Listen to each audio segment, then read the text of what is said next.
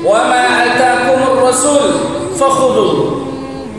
Apa yang dibawa Rasul, apa yang diberikan oleh Rasul kepadamu, fakhudhu, ambillah, laksanakanlah, amalkanlah. Wa ma nahakum anhu fantahu. Dan apa yang dilarang nabimu kepadamu, tinggalkan. Apa yang dicegah nabimu, jangan sepelekan. Wattaqullah, bertakwalah kamu kepada Allah, kata Allah.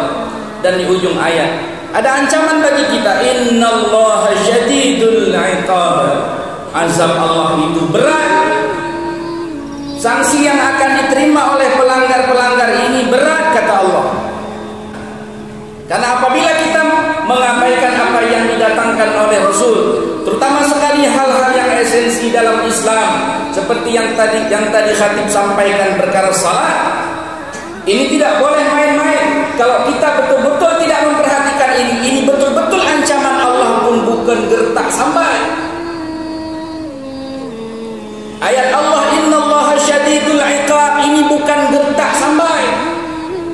Ini firman Allah. Dalam hadis Nabi menyampaikan, "Manahaitukum anhu fajtanibu." Apa yang saya larang jangan engkau lakukan, fajtanibu, jauhi, kata Rasul. Jangan dekati itu. Wa ma amartukum bihi faf'alu minhu mastata'tum. Dan apa yang saya perintahkan kepadamu, buatlah, lakukanlah apa yang sudah kamu mampu buat, buatlah. Jangan terlalu banyak bertanya. Karena kata Rasul, fa innama ahlakal ladzina min qablikum, kehancuran yang dialami oleh umat-umat sebelum kamu itu karena mereka terlalu banyak menyoal apa yang disampaikan oleh nabi-nabi mereka. Jangan terlalu banyak membantah. Kalau sudah diperintahkan, kata Rasul, lakukanlah apa yang engkau mampu lakukan. Dan perintah agama itu sejatinya bukan untuk menindas kita selaku umatnya. Kebanyakan kehancuran, kebinasaan yang dialami oleh umat-umat sebelum kamu itu disebabkan kasrata masailihim, karena banyak sekali soalan-soalan yang mereka ajukan di saat ada perintah dari nabi-nabi mereka kepada mereka. Wa ikhtilafuhum ala anbiyaihim, mereka suka sekali menyelisihi apa yang didatangkan oleh nabi-nabi mereka, oleh rasul-rasul yang telah dikirim kepada mereka. Jamaah Jumat yang dimuliakan Allah, khatib di sini ingin mengambil satu saja perintah yang paling utama, perintah yang paling inti yang tiada duanya dari Rasulullah. Dalam Islam kita ini urutannya dua, sebagaimana khatib sampaikan tadi di hadis, bunyal Islamu ala khamsin. Islam dibina di atas 5 sendi. Yang pertama adalah faktor keimanan. Antasyhada an la ilaha illallah, urusan keimanan kita kepada Allah. Urusan amal nomor 2 langsung, tuqimus shalah, melaksanakan salat sehari semalam 5 waktu. Dan contoh pelaksanaannya pun itu telah dicontohkan oleh Rasulullah dalam keadaan berjamaah di mana azan dikumandangkan. Satu amal ini, jamaah Jumat yang dimuliakan Allah, menentukan siapa kita. Apakah kita betul-betul menjadi pribadi muslim yang betul-betul komitmen dengan keislaman kita, atau justru sebaliknya. Karena amal-amal yang lainnya levelnya mandum di salat. Kalau puasa kita tahu cuma setahun sekali di Ramadan, zakat setahun sekali bagi yang mampu, bagi yang katruh nisab, haji juga bagi yang mampu. Untuk urusan salat sehari semalam 5 waktu, jamaah yang dimuliakan Allah, ini tidak ada tawar-menawar. Dan pelaksanaannya dalam jamaah pun ini sepertinya tidak lagi bisa dianggap sepele. Bukan sekarang, sejak dulu. Tapi na'udzubillah, mudah-mudahan Allah ampuni kita. Telah terlalu banyak kita menganggap bahwa sembahyang jamaahnya sunnah, dia benar-benar. Na'udzubillah. Padahal begitu banyak hadis Rasulullah perintahkan para pemuda untuk mengumpulkan kayu bakar, untuk membakar rumah-rumah orang yang mendengar suara azan, yang mendengar panggilan seruan untuk melaksanakan jamaah di masjid. Tapi mereka abai terhadap perintah Rasulullah ini, perintah Allah ini. Maka Rasul memerintahkan para pemuda untuk membakar rumahnya. Lagi-lagi apa yang keluar dari lidah yang mulia Muhammad sallallahu alaihi wasallam, tidak ada yang keluar dari lidah Nabi kita itu itu kecuali wahyu. Wa ma yantiqu 'anil hawa in huwa illa wahyu yuha. Tidak ada yang keluar dari lidah yang mulia Nabi kita Muhammad sallallahu alaihi wasallam kecuali itu adalah wahyu yang diwahyukan. Artinya apa? Kalau perintah Nabi bunuh kepada pemuda laki-laki itu bukan gertak sambal. Jemaah-jemaah yang dimuliakan Allah, andai satu saja perintah utama dalam Islam ini kita perhatikan dengan baik, maka ini akan menentukan kualitas siapa kita sesungguhnya. So, gedanya sebetulnya dalam Islam.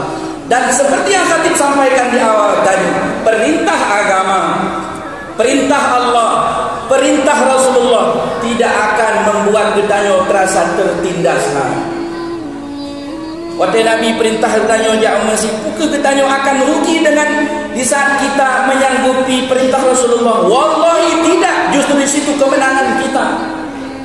Apakah kita akan rugi ekonomi kita di saat azan berkumandang gedanyo pio siap perdagangan gedanyo? Apakah kita betul-betul akan dipecah dari status pegawai kita di saat kita memperhatikan urusan Allah ini, urusan utama dalam Islam ini? Tidak.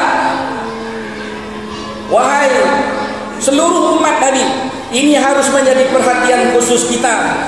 Kita mesti ramaikan untuk program ini, program inti dalam Islamnya. Apapun kendalanya, kita yang bertani, hentikan pertanian kita sejenak untuk memenuhi seruan Allah sehari semalam ni membawate. Yang agak-agak seakan-akan mengganggu aktivitas kita, agak-agak tapi tidak, jemaah yang mulia. Yang agak-agak itu zuhur sama asar aja. Yang lain tidak mungkin kita bekerja di saat maghrib pergantian siang dan malam. Isya bukan waktu beraktivitas, apalagi subuh. Itu memang waktu yang memang kita free daripada aktivitas keduniaan.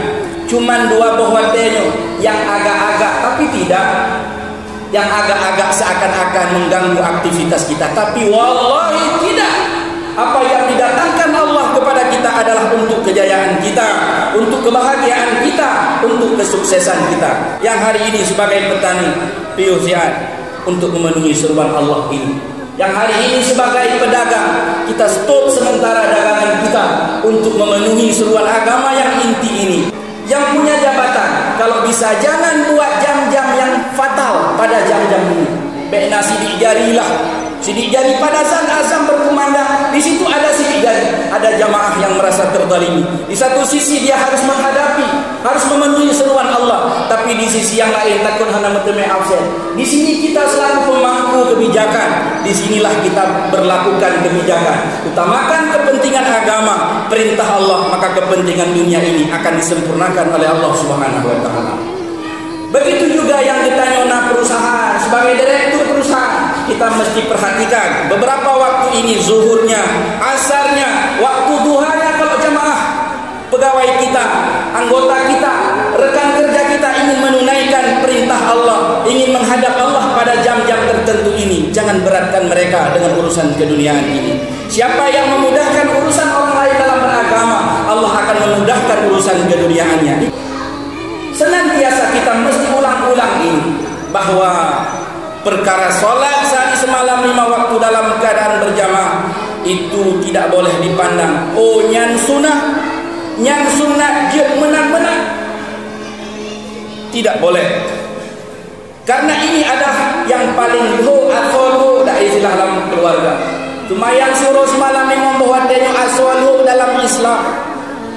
Penekanannya di mana-mana, hadisnya berseliweran di mana-mana. Tidak bisa dilaksanakan dalam kondisi perang, itu pun ada tata cara pelaksanaannya.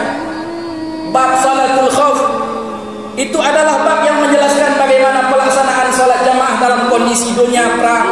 Katakanlah hari ini di Yerusalem, di Palestina, dalam kondisi perang seperti saat ini pun, di situ ada tata laksana salat jamaah. Yang satu rukuk bersama imam, yang satu standby jangan rukuk dulu untuk menjaga musuh. Mengapa ada aturan ini dari yang mulia Nabi kita Muhammad sallallahu alaihi wasallam? Punami hana gedupu berat perang, punami hana gedupu bahwa kena timbak mati. Rasul tahu itu, tapi Rasul lebih tahu fadilah salat berjamaah itu jauh lebih bernilai daripada nyawa kita sendiri, jamaah yang mulia. Jangan abaikan urusan ini. Kita mesti penuhkan masjid-masjid kita, musala-musala kita setiap waktu, bukan hanya maghrib, tapi 5 waktu, zuhur, asar, maghrib, isya dan subuh. Dan kita juga mesti tanamkan dalam benak kita, 2 rakaat fajar itu pun harus istiqamah. Nyo adalah termasuk dalam skala prioritas bagi kita. Bila kita berat hati bila ada dipotong TC gara-gara sidak hari pertama kerja, TC kita dipotong, kita merasa bersedih, alah dipotong TC. Kita harus lebih bersedih di saat 2 rakaat fajar itu terlewatkan di hari-hari kita. Mudah-mudahan jemaah yang dimuliakan Allah Subhanahu wa taala, kita-kita ini akan dipilih Allah menjadi orang-orang yang senantiasa istiqamah menjaga amal utama dalam Islam. Salat sehari semalam 5 waktu dalam keadaan berjamaah. Begitu juga anak keturunan kita.